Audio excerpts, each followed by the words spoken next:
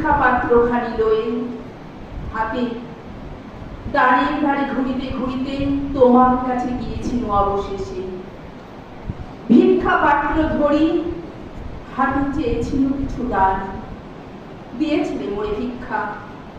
ভিক্ষা পাত্র খালি করে দিয়েছিলেন আশ্বাস, বিশ্বাস, ভালোবাসা, প্রেম। যত্নে আমি ভিক্ষা পাত্র খানি রেখেছিল মোর কাছে। হয়তো সেদিন বুঝতে পারিনি কতটুকু ভালোবাসার উপাদান মিশ্রিত আছে।